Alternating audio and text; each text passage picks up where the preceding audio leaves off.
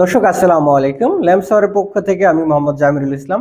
আপনারা যারা আপনাদের অফিস বাসা বাড়িতে সোলার সিস্টেম করতে চাচ্ছেন, এই সোলার সিস্টেমে লোড একই থাকবে, কিন্তু সময় এবং পরিস্থিতি ভেদে সোলার প্যানেল, সোলার ইনভার্টার এবং ব্যাটারি এর পরিবর্তন হতে পারে, তা আপনাদের আমি এই ভিডিওর মাধ্যমে দেখাবো। আমরা এই ভিডিওতে আনুমানিক একটা লোড ধরেছি 400 ওয়াট। এই 400 ওয়াট লোডটি আমরা 12 ভোল্ট সিস্টেমে ক্যালকুলেশন করেছি এবং ব্যাটারি ধরেছি লিড অ্যাসিড। আপনারা যারা লিথিয়াম ব্যাটারি ব্যবহার করতে চান তারা এই ব্যাটারির অর্ধেক ব্যবহার করবেন।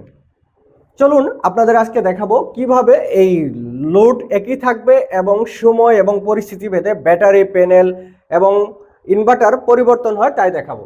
আমরা এখানে এই 400 ওয়াট লোডে যদি রাতের বেলায় 2 ঘন্টা ব্যাকআপ চালাই, সেক্ষেত্রে সোলার প্যানেল লাগবে 400 ওয়াট, ইনভার্টার লাগবে 900 ভিএর এবং ব্যাটারি লাগবে 150 এম্পিয়ার।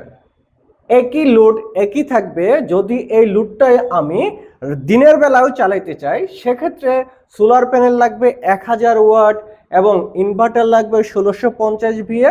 ব্যাটারি একই থাকবে, যেহেতু আমি 2 ঘন্টা রাতের বেলায় ব্যাকআপ নিব। এখন এই 400 ওয়াট লোডটাই যদি আমি 3 ঘন্টা ব্যাকআপ চাই রাতের বেলায়, সেক্ষেত্রে আমার সোলার প্যানেল লাগবে 550 ওয়াট, ইনভার্টার 1500 ভিএ এবং ব্যাটারি 200 এম্পিয়ারের। সেমভাবে এই 3 ঘন্টা ব্যাকআপ থাকবে এবং আমি যদি দিনের বেলায় সারাদিন চালাই এই লোডটা 400 ওয়াট লোড, সেক্ষেত্রে আমার সোলার প্যানেল লাগবে 1200 ওয়াট, ইনভার্টার লাগবে 1650 ভিএ এবং ব্যাটারি 200 এম্পিয়ার সেম থেকে যাবে। আমরা যদি আরও বেশি ব্যাকআপ চাই, 4 ঘন্টা ব্যাকআপ চাই, সেক্ষেত্রে আমার রাতের বেলায় শুধু 4 ঘন্টা ব্যাকআপের জন্য সোলার প্যানেল লাগবে 700 ওয়াট, ইনভার্টার লাগবে 1500 ভিএ এবং ব্যাটারি লাগবে 250 এম্পিয়ার। আপনারা যেহেতু এই ব্যাটারিগুলো সর্বোচ্চ 200 এম্পিয়ার পর্যন্ত পাওয়া যায়, সেক্ষেত্রে আপনারা 150 এম্পিয়ারের 2টা ব্যাটারি নিতে পারেন।